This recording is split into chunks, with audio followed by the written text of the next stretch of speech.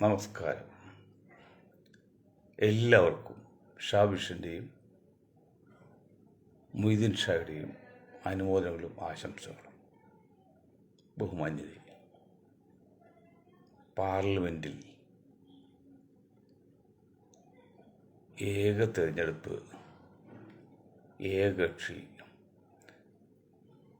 ഏകചിന്ത, അങ്ങനെ എല്ലാം ഏകത്തിലേക്ക് കടക്കാൻ വേണ്ടിയുള്ള പ്രാരംഭ മാർഗം എന്ന നിലയിൽ ഒരു ബില്ല് അവതരിപ്പിച്ചു. അത് പാസ്സായതാണ്. പക്ഷെ ആ ബില്ല് ഭരണഘടന ഭേദഗതി ഉള്ളതുകൊണ്ട് 3/2 ഭൂരിപക്ഷം വേണം. 3/2 ഭൂരിപക്ഷം ആകുമ്പോൾ 400 സീറ്റ് വേണം. അത് ഉടനെ കിട്ടാൻ സാധ്യതയില്ല. അതുകൊണ്ട് അത് പാസ്സാവില്ല. ഇവിടെ ചില ചാനലുകാർ പറഞ്ഞ് പാസ്സാക്കി മോഡി, അമിത്ഷാ എല്ലാം ചെയ്യുന്നുള്ള. അതൊന്നും പാസ്സാകാൻ സാധ്യതയില്ല. പക്ഷെ പാസ്സാക്കാൻ ഒരു ലക്ഷ്യമല്ല, അതൊരു ചർച്ചയിൽ കൊണ്ടുവരുന്നതാണ്. ഇതിനൊക്കെ കാരണം ഈ പ്രതിപക്ഷ പാർട്ടികളുടെ ഈ ബില്ലൊക്കെ BJPക്ക് അവതരിപ്പിക്കാനുള്ള സാഹചര്യം ഒരുക്കി കൊടുത്തും BJPക്ക് ചിന്ത ഒന്നെല്ലാം പ്രതിപക്ഷ പാർട്ടികളുടെ ഐക്യമില്ലായ്മയും അതിലെ കുതികാൽ വിട്ടുപോകണം. അങ്ങനെ എന്തെങ്കിലും ആകട്ടെ, ഇന്ത്യ മുന്നണി എന്നൊരു പാർട്ടി രൂപം കൊടുത്ത് അതിൽ നിതീഷ് കുമാർ ഒക്കെ വധയും ചെയ്തു. നിതീഷ് കുമാറിനെ കൺവീനർ, ചെയർമാൻ പുള്ളി ആഗ്രഹിച്ച് കൺവീനറാക്കാൻ പറഞ്ഞാൽ അതിൽ മമത എതിർത്തു. മമത എതിർത്ത് ആരെയാണെങ്കിൽ രാഹുലാക്കാൻ. മമതക്കാണ് ഉണ്ടായി. നിതീഷാക്കി പിന്നെ മാറാൻ പറ്റില്ല. രാഹുലാക്കാൻ മാറ്റാം, കോൺഗ്രസ് അല്ലേ എന്നുള്ളത്. അപ്പോൾ ഈ മമത പോലും അത്ര മമതയുള്ള വ്യക്തിയല്ല. അവരൊക്കെ ഉള്ളിൻ്റെ ഉള്ളിൽ ആ ഒരു സവർണ മനോഭാവം ഉണ്ട്. അതില്ലെന്ന് പറയാൻ പറ്റില്ല. കാരണം രാഹുൽ ഗാന്ധി ജാതി സെൻസസ് എടുത്തിട്ടപ്പോൾ അദ്ദേഹം വേണ്ടത്ര പഠനം നടത്താതെയാണ് ഇട്ടതൊക്കെ ശരിയാണ്. ഇട്ടപ്പോൾ പലർക്കും കൊണ്ടു. കോൺഗ്രസ് ഇത് പോയി പുതിയ പാർട്ടി ഉണ്ടാക്കിയാലും അവർക്കും അതാണ്. പണ്ട് എന്നതിൽ കോൺഗ്രസിൻ്റെ ഷീല കൗളല്ല, ഷീല ദീക്ഷിത് പിന്നെ ഡൽഹിയിൽ മുഖ്യമന്ത്രിയായിരുന്നല്ലോ, എത്രയോ ടൈം മുഖ്യമന്ത്രിയായത്. ഏഷ്യാഡിന് അഴിമതി, അത് 10 രൂപയുടെ പേരൊക്കെ 100 രൂപ ബില്ലുണ്ടാക്കി, അങ്ങനെ അഴിമതി കോടികളുണ്ടാക്കി മക്കൾ കൊടുത്ത് അവർ ഭൂമുഖത്ത് പോയി ചെയ്ത്. പോയ വഴിക്ക് എന്ത് ചെയ്യുന്നറിയോ? കോൺഗ്രസ് ഏൽപ്പിച്ചു, BJP ഭരണം ഏൽപ്പിച്ചു പോയി. അന്ന് ആം ആദ്മി പാർട്ടിയായിട്ട് കോൺഗ്രസ് ധാരണ ഉണ്ടാക്കി 3 സീറ്റ് കോൺഗ്രസിനും 4 സീറ്റ് ആം ആദ്മി കൊടുക്കാം. ആം ആദ്മി സമ്മതിച്ചു, ഷീല സമ്മതിച്ചില്ല. അങ്ങനെ സമ്മതിക്കുക, ഒറ്റ മത്സരിച്ച് 7 സീറ്റും പോയി. പിന്നെ ഭരണവും പോയി. അപ്പോൾ ഷീല ദീക്ഷിത് നമ്പർ 1. അതിന് മുമ്പ് നരസിംഹറാവു, ഇപ്പം മമത, ശരത് പവാർ, ഇവർക്കൊന്നും BJP വരരുത് എന്നുള്ള ആത്മാർത്ഥ ആഗ്രഹമൊന്നുമില്ല. അവർക്ക് കിട്ടാനും ഓക്കെ, അല്ലെങ്കിൽ BJP ആയിക്കോട്ടുള്ള മമതയും ചിന്തിക്കുന്നതാണ്. അതല്ലെങ്കിൽ നിതീഷ് കുമാർ കൺവീനറാക്കി വെച്ചാൽ ഇന്ത്യ മുന്നണി പോയില്ലെങ്കിൽ ഇന്ന് ഒരു പരിധിവരെ പക്ഷെ ഭരണം കോൺഗ്രസ് കിട്ടിയാൽ സമ്മതിക്കില്ല. അതാണ് നിങ്ങൾ എന്തൊക്കെ പറഞ്ഞാലും ഈ സോണിയ കോൺഗ്രസ് ഇന്ത്യയെ നശിപ്പിച്ച് BJP സംഘപരിവാറും RSSന്റെ കയ്യിലേക്ക് ഭരണം ഏൽപ്പിച്ച് കൊടുത്തേ അടുക്കുള്ളൂ. അതിനുവേണ്ടിയാണ് ഇറ്റലിയിൽ ആ സ്ത്രീയുടെ കൊടുന്നത്. സംഘപരിവാറിൻ്റെ ലക്ഷ്യവും ഗൂഢതന്ത്രവും ഒക്കെ ഉണ്ട്, അതിലുണ്ട്. സോണിയ പക്ഷേ അറിയില്ലായിരിക്കാം, കോൺഗ്രസ് പലർക്കും അറിയില്ലായിരിക്കാം. പക്ഷെ അതിൻ്റെ പുറകിൽ കളിച്ച ചില നിഗൂഢ ശക്തികൾ അത് ചെയ്തിട്ടുണ്ട്. അതാണ് കാണുന്നത്. ഇപ്പം കോൺഗ്രസ് ഇല്ലാത്ത ഒരു 2 പ്രതിപക്ഷ മുന്നണി ഡൽഹിയിൽ വരാണ്. സമാജ്വാദി പാർട്ടിയും അഖിലേഷ് യാദവൊക്കെ ചേർത്തിട്ട്, സമാജ്വാദി പാർട്ടിയും മറ്റേ AAP ചേർത്ത് കോൺഗ്രസിയുടെ സ്ഥാനം. ഇന്ന് പ്രിയങ്കയുടെ വാർത്ത കേട്ട് ഇലക്ട്രോണിക് മെഷീനിൽ തട്ടിപ്പടുത്തിയാണ് അധികാരത്തിക്കാർ. അങ്ങനെ അധികാരത്തിൽ അങ്ങനെ അതാണ്ട് കയറിയതെങ്കിൽ ബോധ്യമുണ്ടെങ്കിൽ എന്താണ് ഈ പ്രിയങ്കയും രാഹുലും കോൺഗ്രസ് പാർട്ടിയും അന്ന് ഡൽഹിയിൽ റിട്ടയർഡ് സുപ്രീം കോടതി ചീഫ് ജസ്റ്റിസിൻ്റെ നേതൃത്വത്തിൽ യാതൊരു പാർഷ്വാലിറ്റിയോ അല്ലെങ്കിൽ പക്ഷപാതമോ അല്ലെങ്കിൽ ആഗ്രഹവും ഇല്ലാതെ ജനനന്മ മാത്രം ഉദ്ദേശിച്ച് തുടങ്ങിയിട്ട് തിരിഞ്ഞു നോക്കിയില്ലല്ലോ ഈ കള്ളന്മാർ. ഞാൻ കള്ളന്മാരെന്ന് പറഞ്ഞറിയോ, നശിപ്പിച്ച് ഇന്ത്യതാണ്. BJP കയ്യിലേക്ക് തളിയിൽ വെച്ച് കൊടുക്കാണ്ട് വരണം. ഏത് ഏകകക്ഷി അല്ലെങ്കിൽ ഒറ്റ ഇലക്ഷൻ എന്തുമാത്രം യൂണിയൻ ആണ്, ഇന്ത്യൻ യൂണിയൻ എന്ന് പറഞ്ഞത്. ആ ഇന്ത്യൻ യൂണിയൻ എന്ന് പറഞ്ഞാൽ അതൊരു സ്ട്രെങ്താണ്, അതൊരു ശക്തിയാണ്. ഒരു പൂന്തോട്ടത്തിലെ വിവിധ വർണ്ണങ്ങളിലെ പൂക്കളെ പോലെ അത് ശക്തിയാണ്. അതിലൊക്കെ ഇല്ലാതെയൊക്കെ ഏകത്തിലേക്ക് എത്തിക്കാനാണ് സംഘപരിവാർ ആഗ്രഹിക്കുന്നത്. അവരത് ആഗ്രഹിക്കും, അവരതിനുവേണ്ടി ശ്രമിക്കുകയും ചെയ്യും. പക്ഷേ നടക്കുമോ? അല്ല, അത് നമുക്ക് അംഗീകരിക്കാൻ പറ്റുമോ? ഇപ്പോൾ വേറൊരു കാര്യം പറയും, ഇത് കോൺഗ്രസ് നേതാക്കൾ പിണങ്ങരുത് കേട്ടോ, എന്നോട് ദ്രോഹിക്കുകയും ചെയ്തു, ഞാൻ നിങ്ങളുടെ ചത്രമൊന്നുമില്ല. ഇപ്പോൾ കുറേ നാളായിട്ട് എറണാകുളത്തൊരു MLA ഉണ്ട്, വിനോദ്, ഒരു MP ഉണ്ട്. രണ്ടുപേരും കുഴപ്പക്കാരൊന്നുമല്ല, മര്യാദക്കാരാണ്, അലമ്പൊന്നുമില്ല, എന്തെങ്കിലും ചെയ്യുന്ന ആഗ്രഹമുള്ള അതിൽ സംശയമില്ല. പക്ഷെ ഇപ്പോൾ വന്ന് ഇന്ത്യൻ കോർപ്പറേഷൻ മാസത്തിലൊരിക്കൽ സ്പോൺസർഷിപ്പ് ചെയ്യുന്നത്. അപ്പോൾ അവർ സ്പോൺസർഷിപ്പിലല്ല, നിങ്ങൾക്ക് കോൺഗ്രസ് പാർട്ടിക്ക് ഒരു പ്രവർത്തനം ഇല്ലേ? എല്ലാം സ്പോൺസർഷിപ്പ്. അതാണ് ഇന്ധന വിലയുടെ പേരിൽ കോടാനുകൂടി രൂപ സാധാരണക്കാരെ ജനങ്ങളെ ചൂഷണം ചെയ്ത് ഞെക്കി പിഴിഞ്ഞ് കൊണ്ടുപോയിട്ട് ഭരണകക്ഷി എന്നതിൽ LDFന് ടാക്സ് മുഖേന കോടികൾ കിട്ടുന്നു, പ്രതിപക്ഷ പാർട്ടികൾക്ക് ഇലക്ഷൻ ഫണ്ട് എന്നതിൽ കോടികൾ കൊടുക്കുന്നു. ഇങ്ങനെ അടുത്തപ്പോൾ എന്താ വെച്ചത്, ഇനി ഒരു 5 വർഷം കൊണ്ടല്ലോ പാർലമെൻറ്റ് ഇലക്ഷന്, 29-ലാണ്. 29 ആകുമ്പോഴേക്കും ഈ IBയുടെ മനസ്സ് അങ്ങോട്ട് ചായും. അവസാനം 29 ഇലക്ഷനിൽ IBയുടെ ഏതാണ്ട് BJP സ്ഥാനാർത്ഥിയായിട്ട് എറണാകുളത്ത് വരും. കാരണം നിരന്തരമായ ചായ്വെന്ന് അങ്ങനെയാണല്ലോ സ്നേഹം വരുന്നത്. അതിനുള്ള ചരടും ഇല്ലാണ്ട് ഈ പണം കൊടുത്ത് സഹായിച്ചത്. പണം കൊടുക്കുമ്പോൾ എന്തെല്ലാം നേട്ടമുണ്ട്. ഇപ്പോൾ ഒരു 10 കോടി കൊടുത്താൽ എല്ലാവരും പങ്കിട്ടെടുക്കുമല്ലോ, അതിൽ കുറച്ച് ചിലവാക്കി ബാക്കി പങ്കിട്ടെടുക്കും. അതാണ് അങ്ങ് നോക്കിയോ. 2029 ഇലക്ഷൻ നടക്കാൻ സാധ്യതയുണ്ടെങ്കിൽ ഈ IBയുടെ ഒരു പക്ഷേ BJPയിലെ സ്ഥാനാർത്ഥിയായിട്ട് വരും. അതിനുമുമ്പ് 2026 നടക്കുന്ന അസംബ്ലി ഇലക്ഷനിൽ DJ വിനോദ് വരുമെന്ന് ഞാൻ പറയുന്നില്ല, പക്ഷേ അതിന് സാധ്യതയുണ്ട്. കാരണം നിരന്തരമായ സമ്പർക്കമല്ലേ, മുല്ല് പൂമ്പൊടി ഏറ്റ് കിടക്കും കല്ലിന് മുട്ടാൻ സൗകര്യം മുമ്പല്ലേ, ഇങ്ങനെ നിരന്തരമായി സമ്പർക്കം പണം കിട്ടുമ്പോഴേ പണമാണല്ലോ. ഇന്ന് BJPയെ സംബന്ധിച്ച് സംഘപരിവാറിനെ സംബന്ധിച്ച് ഇന്ത്യയിൽ ലോകത്ത് ആരെയും വിലക്ക് വാങ്ങിക്കാനുള്ള കപ്പാസിറ്റി അവർക്കായി. ഇന്നലെ പഴയ കോൺഗ്രസ്സുകാരനോട് സംസാരിച്ച് മിനിയാന്ന് അങ്ങനെ BJPയിൽ 1-2 ടേം വരുമ്പോൾ തല്ലിത്തകർന്ന് പോകുന്നു. അങ്ങനെ പോകില്ല കോൺഗ്രസ്സുകാരാ. CPM തകർന്നു പോകുമ്പോൾ കോൺഗ്രസ് തകർന്നാലും BJP തകരില്ല. BJP തകരും, പക്ഷെ സംഘപരിവാർ തകരില്ല. അവരുടെ സിസ്റ്റം അതാണ്. അവർ എല്ലാ സ്ഥലത്തും എത്തിക്കഴിഞ്ഞാൽ പിന്നെ തകർന്ന് പ്രശ്നമില്ല. അത് കോൺഗ്രസ്സുകാർക്ക് മനസ്സിലാകുന്നില്ല. ഇപ്പം ഇന്ന് ദാവൂദിൻ്റെ അടുപ്പൂട്ടി ചർച്ച എന്നാണ് നമ്മുടെ ജയശങ്കർ വക്കീൽ പറഞ്ഞു. ഞാൻ അങ്ങനെയൊന്നും പറയുന്നില്ല, അവർ പറയുന്ന ചില കാര്യങ്ങളുണ്ട്. ദാവൂദ് ഒരു അഭിപ്രായം പറഞ്ഞു ഏകകക്ഷി ഭരണത്തെക്കുറിച്ച്. ഇങ്ങനെ ആയാൽ എങ്ങനെയാകും എന്നൊരു ദാവൂദ് അങ്ങനെ ഒരു മണ്ടത്തെ ആളൊന്നുമില്ല. പിന്നെ ജമാഅത്ത് ഇസ്ലാമി ആളാണ്, തീവ്രവാദി എന്നൊക്കെ പറയുന്നുണ്ട്. അതായിക്കോട്ടെ, നമ്മളിപ്പോൾ അദ്ദേഹത്തിന് നേതൃത്വം സ്വീകരിക്കുന്നില്ലല്ലോ. ഈ പ്രാതിനിധ്യ സ്വഭാവം എന്ന് പറയും, അതിൻ്റെ ചുരുക്കം ഇതാണ്. കോൺഗ്രസ് പാർട്ടി, കമ്മ്യൂണിസ്റ്റ് പാർട്ടി, അങ്ങനെ എല്ലാ രജിസ്ട്രേറ്റഡ് പാർട്ടികളും ഒറ്റക്ക് മത്സരിച്ചിട്ട് അവർക്ക് എത്ര % വോട്ട് കിട്ടും നോക്കാം. അതിന് വോട്ടിനനുസരിച്ച് പ്രസിഡന്റ് സ്ഥാനമാനങ്ങൾ പങ്കിടാം.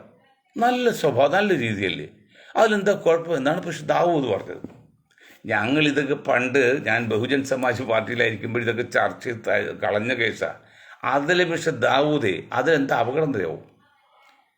ഇപ്പോൾ ആകെ കൂടി ഈ MP-മാരും MLA-മാരൊക്കെ ഭയപ്പെടുന്നത് ഒരു 5 വർഷം ഒരിക്കൽ ജനങ്ങളെ അഭിമുഖീകരിക്കേണ്ടി വരുന്നു.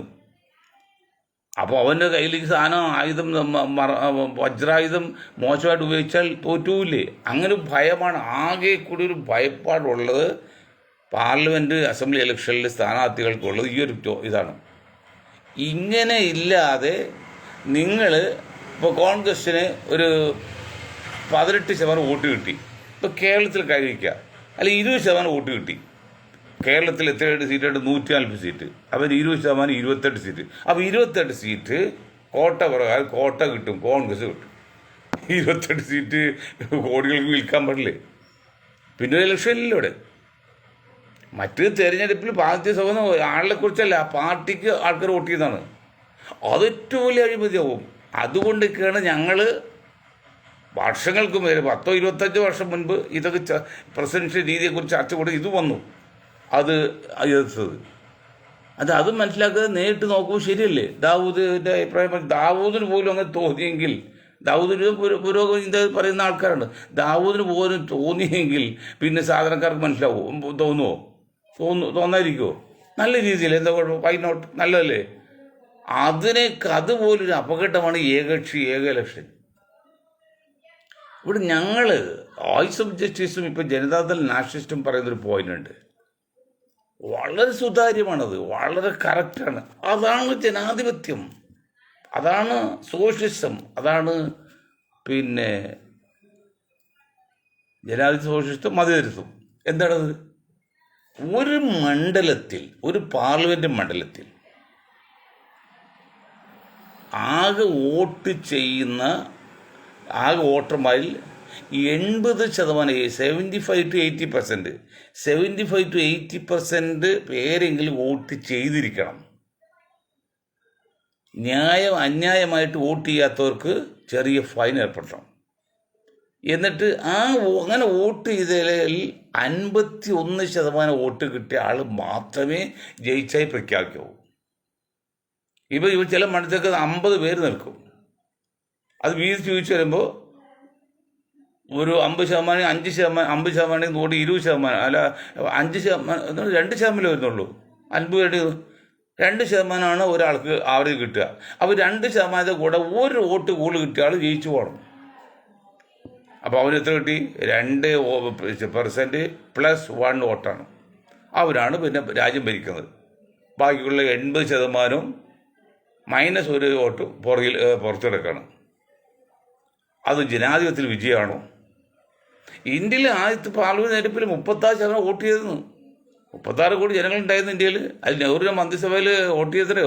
മന്ത്രിസഭ ആ കാലത്ത് ആദ്യത്തെ വോട്ട് 36% വോട്ടുകൾ എന്ന് പറഞ്ഞാൽ 64% വെളിയിലായിരുന്നു. അങ്ങനെ ചെയ്ത് അത് ജനാധിപത്യം ഇട്ടാണ് നെഹ്റു പ്രധാനമന്ത്രിയായത്. അത് ജനാധിപത്യം എന്ന് പറയാൻ പറ്റില്ല.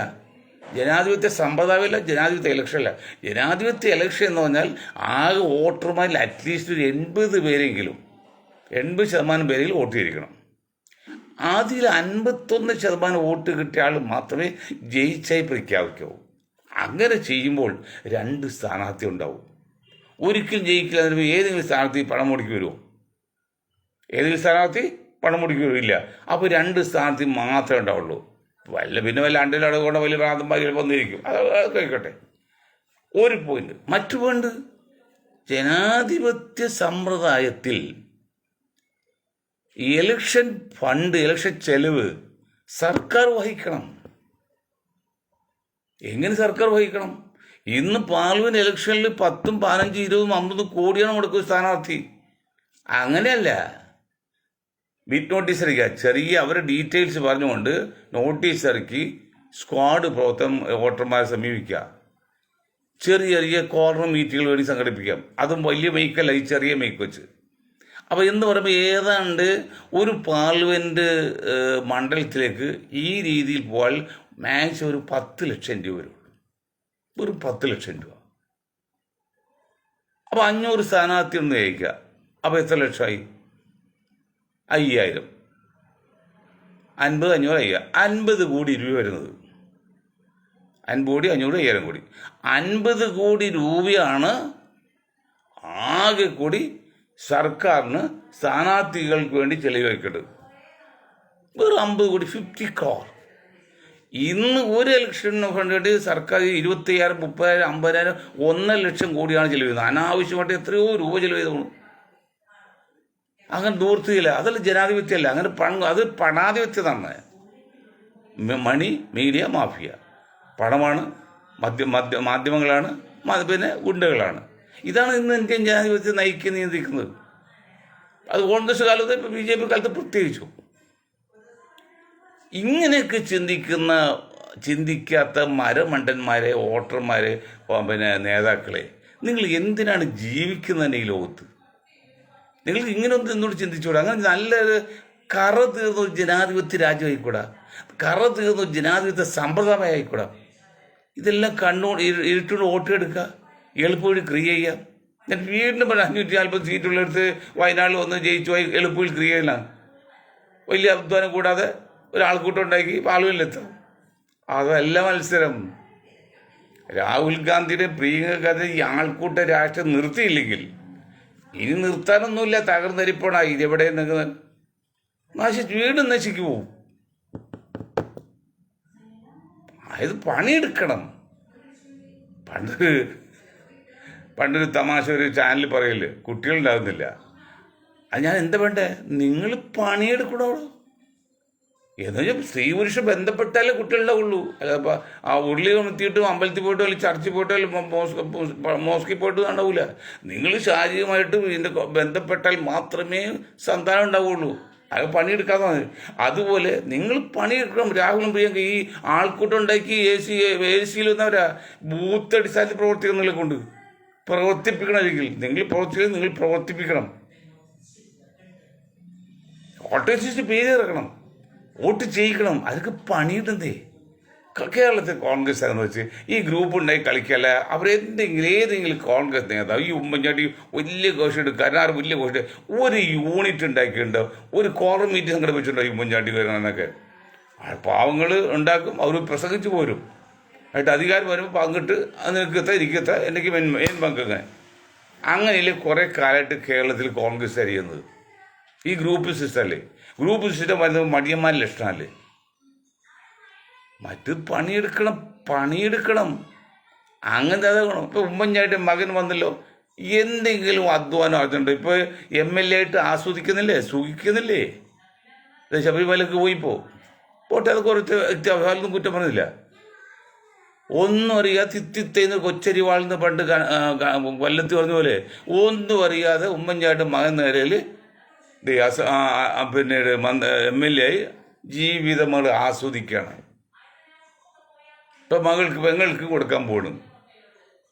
അപ്പം കഴിഞ്ഞ 50-60 വർഷക്കാലം എന്താണ് ഇങ്ങനെ കഷ്ടപ്പെട്ട ഈ കോൺഗ്രസ് പ്രവർത്തകർക്കും നേതാക്കൾക്കും ഒരു പഞ്ചായത്ത് മെമ്പറാകണ്ടേ?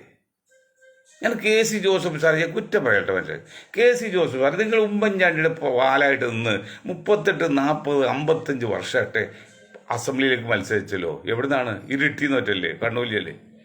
50 വർഷം ജയിച്ചിട്ട് നിങ്ങൾ അവിടെ ഒരു വോട്ടേജ് ലിസ്റ്റ് പോലും വന്നിട്ടുണ്ട്. വോട്ടേജ് ലിസ്റ്റ് ഇപ്പോഴും കണ്ടു. നിങ്ങൾ കോട്ടയത്തല്ലേ? നിങ്ങൾ KPCC പ്രസിഡന്റ് നടന്നു, ചരട് വലിച്ചു. ഉമ്മൻചാണ്ടിയുടെ കാലത്തിന് ഉമ്മൻചാണ്ടിക്ക് ആഗ്രഹമുണ്ട് KPCC പ്രസിഡന്റാക്കാൻ. പക്ഷേ കോൺഗ്രസ് അത് സമ്മതിച്ചില്ല. കാരണം ഇന്നും കോൺഗ്രസ് സ്നേഹിക്കുന്ന, രാജ്യത്തെ സ്നേഹിക്കുന്ന ലക്ഷക്കണക്കിന് കോൺഗ്രസ് പ്രവർത്തകർ ഇന്നുമുണ്ട്. അവർ സമ്മതിച്ചില്ല. സന്ദീപ് വാര്യരെ കൊണ്ടാ നോക്കിയല്ലോ. ഇപ്പം എന്തുപറ്റി?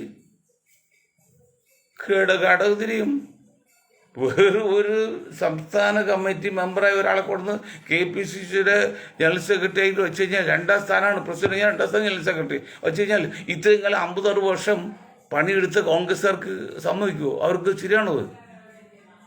ഇപ്പം ഏതാണ്ട് തീർന്നത് കൊടുക്കുന്നത് പോനോളം പുകഴ്ത്തി. ഇതാണ് കാര്യം. പണിയെടുക്കാതെ എളുപ്പ വഴിയിൽ ക്രിയ ചെയ്ത പോലെ പണിയെടുക്കാതെ ആ ജീവിതം ആസ്വദിക്കുകയാണ്, കോടികൾ സമ്പാദിക്കുകയാണ്. എല്ലാ പാർട്ടിയും തെറ്റാ. ഞാൻ കോൺഗ്രസ് മാത്രമല്ല, കോൺഗ്രസ്സേ പറഞ്ഞുള്ളൂ. കമ്മ്യൂണിസ്റ്റ് പാർട്ടി അപ്പുറമാണ്. അതിനേക്കാൾ എപ്പോഴും ഇപ്പോൾ പണ്ടുണ്ടാക്കലും മാത്രമാണ് അവർക്ക്, വേറെ ഒന്നുമില്ല. അഹങ്കാരവും ധിക്കാരം കാണണം. കോൺഗ്രസ്സുകാർക്ക് അത്ര ധിക്കാരവും അത്രയില്ല, അഹങ്കാരമില്ല. കമ്മ്യൂണിസ്റ്റ് പാർട്ടി നേതാക്കളും എൻ്റെ ആരുടെ ഞങ്ങൾ ചോദിക്കാമെന്നാണ്. അലി വിട്ടുവാണ്ട കാണുന്ന സ്ഥലം പാളയമല്ല, വഞ്ചിയൂർ സിറ്റിയാണല്ലോ. വഞ്ചിയൂർ കോടതികരിക്കുന്നല്ലേ? അവിടെ ബ്ലോക്ക് ചെയ്ത് 10-20 മണിക്കൂർ ബ്ലോക്ക് ചെയ്ത് ഫുട്പാത്ത് കയ്യേറി, റോഡ് കയ്യേറി, ജാഥ വെച്ചത്. ഇത് സിനിമ, നിങ്ങളെ കമ്മ്യൂണിസ്റ്റ് ആക്കിയ സിനിമ അല്ല, നാടകം പ്രദർശിപ്പിച്ചു. ഒരു നാടകമൊക്കെ പ്രദർശിപ്പിക്കണമെങ്കിൽ അവരുടെ സ്റ്റാൻഡേർഡിൽ നാടകം പ്രദർശിപ്പിക്കാൻ എത്ര സ്പേസ് വേണം, എത്ര വലിയ സ്റ്റേജ് ആയിരിക്കണം, എത്ര തട്ടുള്ളായിരിക്കണം.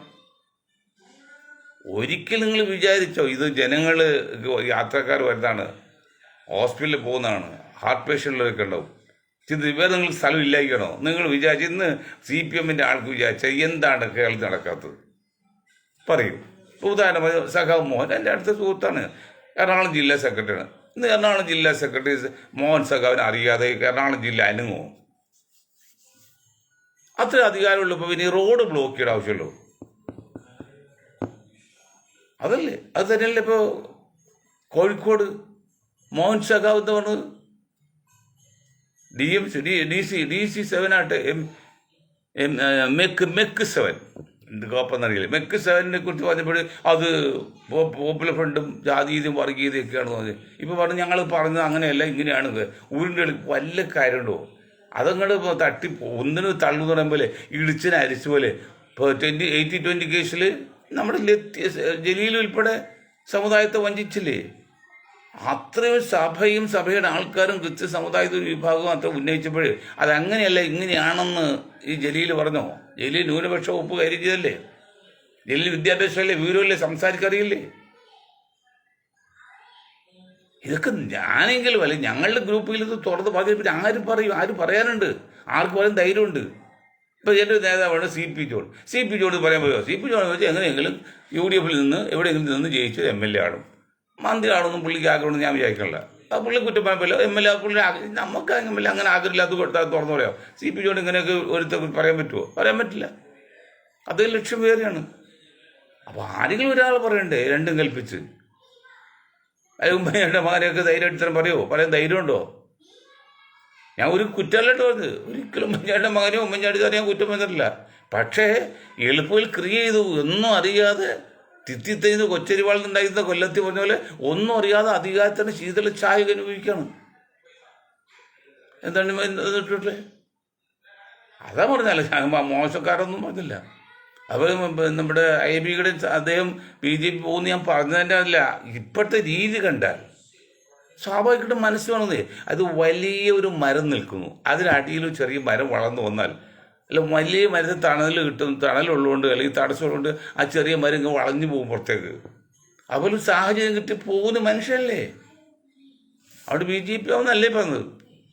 അതിനുള്ള സാധ്യത ഇപ്പോൾ കാണുന്നില്ല. എല്ലാ പരിപാടിയും സ്പോൺസർ ചെയ്യുന്നത് ഇന്ത്യൻ ഓയിൽ കോർപ്പറേഷൻ അല്ലെങ്കിൽ ഭാരത് പെട്രോളിയമാണ്. അത് 1-2 ലക്ഷക്കണക്കിന് രൂപയുടെ പരിപാടിയാണ്. കുറേ നാളായിട്ട് അങ്ങനെയാണ്. അപ്പോൾ KPCCക്ക് അല്ലെങ്കിൽ DCCക്കൊന്നും ഫണ്ട് വിരിച്ച് ഒരു പരിപാടി തന്നില്ലേ ഈ സ്പോൺസർ ഇല്ലാതെ. ഞാൻ പറഞ്ഞ ഒരു കാര്യം, 2 കാര്യം ഞാൻ സൂചിപ്പിക്കുക. ഒന്ന്, ഇന്ന് രാവിലെ regional public health laboratory convent ജംഗ്ഷനിൽ അല്ലെങ്കിൽ ലൈബ്രറി ജംഗ്ഷൻ TD റോഡിൽ പഴയ സ്ഥാപനമാണ്. 10-9 വർഷത്തേക്കുള്ള രാജാവിന് കാലത്ത് തുടങ്ങിയിട്ടാണ് ഒരു ബ്ലഡ് ടെസ്റ്റ് ചെയ്യാനായിട്ട്. അടുത്ത പ്രധാനപ്പെട്ട ടെസ്റ്റ് ഒന്നും ഇല്ലെന്ന് ബോർഡ് വെച്ചേക്കാം. ഒന്ന് ഞാൻ 7 മണിക്ക് 6:00 എന്നാണ്, കാരണം തിരക്കുള്ള 6:00 പോയിട്ട് പിന്നെ 9 മണിയായപ്പോൾ ഒരു നേരെ നോക്കിക്കൊണ്ട് ബോർഡ് എഴുതി വെച്ചോണ്ട് ഇന്ന ടെസ്റ്റ് ഇല്ല. പ്രധാന ടെസ്റ്റ് ഒന്നുമില്ല. അതെന്താ? സ്വകാര്യ കമ്പനിക്ക് ആൾക്കാർ കിട്ടാൻ വേണ്ടിയല്ലേ, സ്വകാര്യ സ്ഥാപനം. അല്ലെങ്കിൽ തീരുന്ന അറിയാൻ പാടില്ലേ? ഒരു ടെസ്റ്റ് കാണും മെറ്റീരിയൽ തീരുമെങ്കിൽ തീരുമ്പോൾ അറിയിച്ചിട്ട് അത് വാങ്ങിച്ചു വയ്ക്കണ്ടേ? അതിന് 5-6 മാസം അങ്ങനെ എടുക്കും. അപ്പോൾ എല്ലാം പുറത്തേക്ക്. ഞാൻ തന്നെ തുടങ്ങി പോന്നു. അവിടെ ഇല്ല.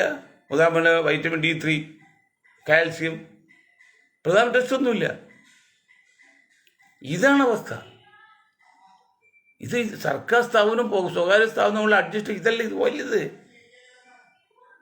നാൾക്കണ്ടിൽ ഒരു ഏറ്റവും ഫേമസ് ഹോസ്പിറ്റലിൽ 10 ലക്ഷം രൂപയുടെ ഹാർട്ട് പേഷ്യൻ്റ് സംബന്ധമായ എന്തോ ഉപകരണം അദ്ദേഹം മരിച്ചു കഴിഞ്ഞപ്പോഴല്ലോ അത് എടുത്തിട്ട് പറയാണ്, ചാനൽ പറഞ്ഞിട്ടാണ്ടോ ഇങ്ങനെ, നിങ്ങൾ ഹിന്ദു സംസ്കാരമല്ലേ, നിങ്ങൾ കത്തിക്കല്ലേ, കത്തിക്കുമ്പോൾ ഈ ബാറ്ററി പൊട്ടിത്തെറിക്കും, അവിടെ എടുത്ത് മാറ്റുന്നു 10 ലക്ഷം രൂപയുടെ.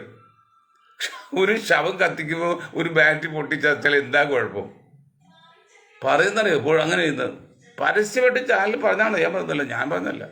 അവർ കണ്ട് ഹോസ്പിറ്റലിൽ പേര് പറഞ്ഞു. ഞാനിപ്പോൾ ഹോസ്പിറ്റലിൽ പേര് പറയുന്നില്ല. ഇതാണ് സ്വകാര്യ സ്ഥാപനം. ഇപ്പം സ്വകാര്യ സ്ഥാപനത്തിൽ ഒരു ബില്ലുണ്ടാക്കി നമ്മുടെ പിണറായി സഖാവും ഹോസ്പിറ്റലുകളിൽ ആരെങ്കിലും അകാലത്തിലോ അല്ലെങ്കിൽ അശ്രദ്ധ മൂലം ഭരിച്ചു കഴിഞ്ഞാൽ രോഗിയുടെ ആൾക്കാർക്ക് മിൻ്റെപ്പം കേസെടുക്കും. തന്നെയല്ലേ, ഞാൻ ഇടപ്പള്ളി ചെയ്തപ്പോൾ ഒരു ഹോസ്പിറ്റലിൽ ബോർഡ് വെച്ചൊക്കെയാണ്, ഇവിടെ വന്ന് ബഹളം ഉണ്ടാക്കുന്നവർക്ക് ഇന്ന ശിക്ഷ, അതിന് ഇന്ന വകുപ്പ് വരും, അകത്തോടും 6 മാസം 1 കൊല്ലോ 10 കൊല്ലോ ഒക്കെ ജയിൽ ശിക്ഷ അനുഭവിക്കുന്നത് ബോർഡ് വെച്ചൊക്കെയാണ്. പിന്നെ അതിൽ മിണ്ടുവോ? ഇതാണ് സ്വകാര്യ സ്ഥാപനങ്ങൾ. അതിങ്ങനെ ചെയ്യാതിരിക്കുക. കേരളത്തിൽ സ്വകാര്യ സ്ഥാപനങ്ങൾ 90% സഭയും സഭയുടെ കേന്ദ്രത്തിലാണ്. ആ സഭയുടെ സെക്രട്ടറിയുടെ ഭാര്യയാണ് ഇപ്പോഴത്തെ ആരോഗ്യവകുപ്പ് മന്ത്രി വീണ ജോർജ്. വീണ ജോർജ് മോശം ഞാൻ പറഞ്ഞില്ല, അത് ഈ തോറ്റം. അപ്പം ഞാൻ ഒരു ആരോഗ്യവകുപ്പ് മന്ത്രി അതാകുമ്പോൾ അവർക്കെതിരെ എന്തെങ്കിലും ഉണ്ടാക്കാൻ സമ്മതിക്കുമോ? പിണറായി സാറിന് സമ്മതിക്കുമോ? ഇനി ഉമ്മൻചാണ്ടിയെ സമ്മതിക്കുമോ? അല്ലെങ്കിൽ ഇവിടെ നിയമം പാസ്സാക്കിയല്ലോ 2014 മൻമോഹൻ സിംഗിൻ്റെ കാലത്ത് ഹോസ്പിറ്റൽ എസ്റ്റാബ്ലിഷ്മെൻറ്റ് ആക്ട് എന്നാണത്. ഇത് നടപ്പിലായോ? അത് നടപ്പിലാക്കി കഴിഞ്ഞാൽ നമ്മൾ ഹോട്ടലിൽ ഇളവരെ പട്ടി പോലെ ഓരോന്നിനും വിലവരോ കാണിക്കണം. ഇത് ചെല്ലുന്ന ആളിലെ പോക്കറ്റിനെ വലിപ്പം നോക്കിയാൽ ബില്ല് ചെയ്യുന്നത്. അത് ചെയ്യാൻ ഒക്കില്ല, നേരത്തെ പ്രിന്റ് ചെയ്യും. മാസ്റ്റർ 2011 തൊട്ട് ഇപ്പോൾ 13 വർഷമായി. ഒരു കണക്ക് കേൾക്കുന്നുണ്ടായില്ല. അന്ന് ശിവകുമാർ ഒരിക്കൽ കാശ് വാങ്ങിച്ചത് പറഞ്ഞ് അങ്ങനെ ചെയ്തു. ഇപ്പോൾ വന്ന പുതിയ ആൾ വന്നു, ശൈലജ ടീച്ചർക്ക് പിണറായി വന്നു, എല്ലാ നേതാക്കന്മാരും വന്നു, അതിനെക്കുറിച്ച് ചർച്ചയില്ല. അപ്പം എല്ലാം സ്വകാര്യ സ്ഥാപനങ്ങൾക്കും പ്രത്യേക സമുദായ നേതാക്കൾക്കും സഭ നേതാക്കൾക്കും ആനുകൂല്യം കിട്ടുന്ന രീതിയിലാണ്. ഞാൻ 80-20 കാര്യം പറഞ്ഞു, അന്ന് ജലീലിനോട് പറയാണ്, ജലീലെ ആ സമുദായത്തെ വെറുതെ ക്രിസ്ത്യൻ സഭയെ കൊണ്ട് തെറി പറയിപ്പിക്കുകയും കേസ് നടത്തിയില്ലേ? നിങ്ങൾ പറയേണ്ടതില്ലേ? 80-20 കേസ് ആകെ 10 കോടിയാണ്. 10 കോടി 20%, 5% വ്യത്യാസം അത് എത്ര ഉണ്ടാവും? അത് എത്ര ആയിരം കോടി രൂപയാണ് സഭയുടെ ഹോസ്പിറ്റലുകൾക്കും കോളേജുകൾക്കൊക്കെ ശമ്പളം കഴിഞ്ഞാൽ പോകുന്നത്. അതിൽ 99% സഭയുടെ ആൾക്കാരുടെ പുറത്തെ ആൾക്കാർ ഒരു ശതമാനം പോലും ഇല്ലെന്നാണ്. അപ്പോൾ അത് അങ്ങനെ ആനുകൂല്യം പറ്റുമ്പോഴേ നക്കപ്പിച്ച 10-15 ലക്ഷത്തിന് കാര്യത്തോടെ ഇത്ര തർക്കമുള്ളൂ. അപ്പോൾ തർക്കോടെ ഈ 15 ലക്ഷത്തില്ല, അതിൻ്റെ പേരിൽ ധ്രുവീകരണം ഉണ്ടാക്കിയിട്ട് മുസ്ലിം സമുദായവും ക്രിസ്ത്യൻ സമുദായം തമ്മിൽ അകന്ന് നിൽക്കുക, അണികൾ തമ്മിൽ അകത്തുക, എന്നിട്ട് സംഘ് പരിവാരമായിട്ട് ധാരണ ഉണ്ടാക്കുക. ഇതെല്ലാം കണക്കത് അതിൽ കണ്ടത് അത് CPM കൂട്ടുന്നു. കാരണം ഒരു ഊർദ്ദിൻ്റെ തള്ളു എന്ന് പറയും പോലെ ആ പോലും കൂടെ പോന്നോട്ടെ. പാലക്കാട് വോട്ടിന് 10 വോട്ട് കിട്ടിയാൽ മോഹൻ MEC 7 അത് പോപ്പുലർ ഫ്രണ്ട് അല്ലെങ്കിൽ ജാതി പാർട്ടി വർഗീയ പാർട്ടി എന്നൊക്കെ പറഞ്ഞത് പാലക്കാട് വോട്ട് ചെയ്യുമ്പോൾ ഇപ്പോൾ അത് ഞങ്ങൾ പാർട്ടി അങ്ങനെയല്ല ഇങ്ങനെയാണെന്നാ. ഇതൊക്കെ എൻ്റെ പൊന്ന് സഖാക്കളെ, കോൺഗ്രസ് നേതാക്കളെ, നിങ്ങൾ ആരെയാണ് മണ്ടനാക്കുന്നത്, വീട്ടിയാക്കുന്നത്? ഈ പാവം ജനതയോ ആശുപത്രിയുടെ പേരിൽ പിടിച്ചുപറി നിസ്സാരമൊന്നുമില്ല, വളരെ കൂടുതലാണ്. ഓരോ നിലക്കും സാധനങ്ങളിൽ വില വർധനവുണ്ടല്ലോ, ഇരട്ടിക്കുള്ളായിപ്പോൾ. 1 കിലോ ഏത്തപ്പഴത്തിന് 90 രൂപ, എന്ത് ചോദിച്ചാൽ 1 കിലോ ഏത്തൽ 90 രൂപ, സവാള 90 രൂപ, തക്കാളി 80 തൊട്ട്, തേങ്ങ കിട്ടാനില്ല.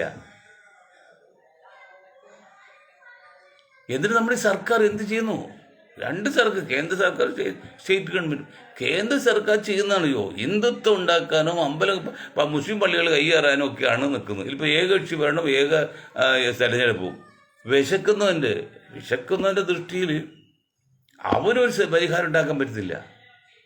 അല്ല, ഈ കോൺഗ്രസും ഇപ്പോഴത്തെ പ്രതിപക്ഷം എല്ലാം ചെയ്തിട്ട് ഇത്രയും അനീതി നമ്മുടെ ഇതിന് ചെയ്തിട്ട് ഇന്ധനത്തിൽ വില ഉണ്ടാക്കിയിട്ട് ഒരനക്കം.